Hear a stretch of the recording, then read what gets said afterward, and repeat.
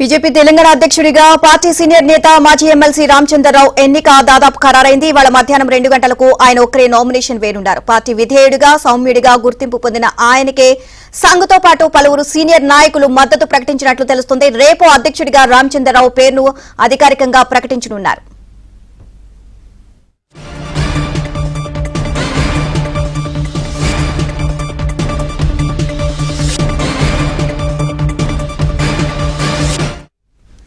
తెలంగాణలో బీజేపీని అధికారంలోకి తీసుకురావడమే లక్ష్యమంటున్న రామచంద్రరావుతో మా ప్రతినిధి రాజేష్ ఫేస్ టు ఫేస్.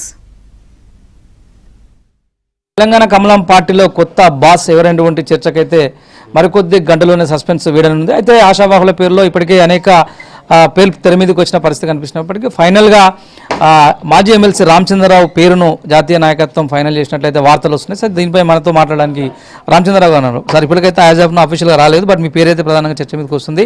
ఒకవేళ వస్తే కనుక కంగ్రాచులేషన్స్. మీకు ఏమైనా జాతీయ నాయకత్వం నుంచి అఫీషియల్గా ఫోన్ వచ్చిందా?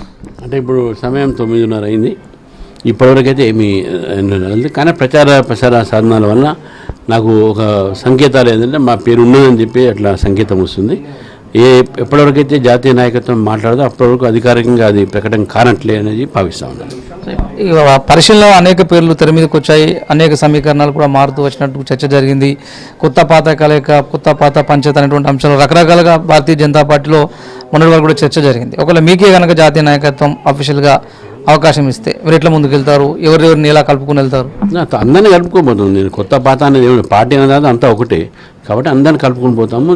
అందరం కూడా ఒకటే లక్ష్యము, అది తెలంగాణలో భారతీయ జనతా పార్టీ ప్రభుత్వం రావాలి, ఇక్కడ ప్రభుత్వం ఏర్పాటు చేయాలి. ఆ లక్ష్యంతోనే అందరం కలిసి పనిచేస్తేనే అవుతుంది. కాబట్టి అందరం పనిచేసేటటువంటి ఒక వాతావరణం నిర్మాణం అవుతుంది. కార్యకర్తలు, నేతలు అందరూ కూడా ప్రజల దగ్గరికి వెళ్ళి బీజేపీని పెంచాలని, నాకే కాదు నాకాక ఇంకా వచ్చింది అనుకోండి, నేను వాళ్ళతో కూడా కోఆపరేట్ చేసి పార్టీ యొక్క పెరుగుదల పనిచేస్తాను. పార్టీలో కోల్డ్ వార్ నడుస్తున్నట్లు కూడా పెద్ద ఎత్తున చర్చ జరుగుతుంది. ఎందుకంటే ఉమ్మడి ఆంధ్రప్రదేశ్లో కూడా ఎప్పుడు భారతీయ జనతా పార్టీకి ఈ స్థాయిలో సీట్లు రాలేదు, పార్లమెంట్ సీట్లు కానీ అసెంబ్లీ సీట్లు కానీ రాలేదు.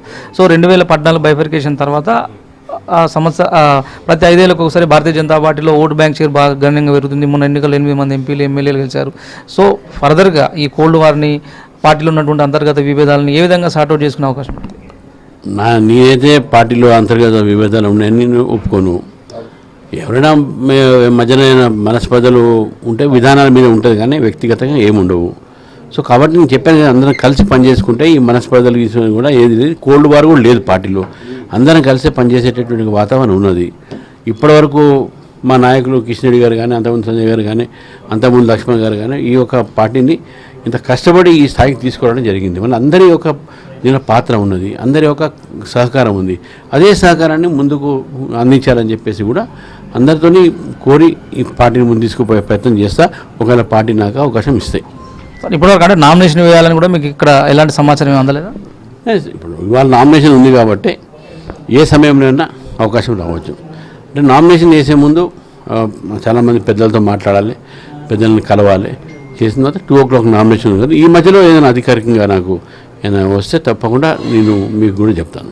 రైట్, ఇప్పటివరకు అయితే నామినేషన్ వేయాలని చెప్పేసి అఫీషియల్గా జాతీయ నాయకత్వం నుంచి అయితే ఏం రాలేదు. సో మధ్యాహ్నం 2 గంటల వరకు సమయం ఉంది కాబట్టి ఏ క్షణమైన నామినేషన్ వేయాలని చెప్పి ఆదేశాలు వచ్చే అవకాశం ఉంది. అలాగా పార్టీలో ఉన్నటువంటి ఇతర లీడర్లతో మాట్లాడేటువంటి అవకాశం ఉంటుంది. కాబట్టి ఖచ్చితంగా తనకు అవకాశం ఇస్తే ముందుకెళ్లే అవకాశం ఉంటుంది. భవిష్యత్తులో భారతీయ జనతా పార్టీలో ఉన్నటువంటి అందరి నేతలను కలుపుకొని పార్టీని అధికారంలోకి తీసుకొచ్చేలాగా తన వంతు సహకారం చేస్తానని చెప్పేసి రామచంద్రరావు చెప్తున్నారు.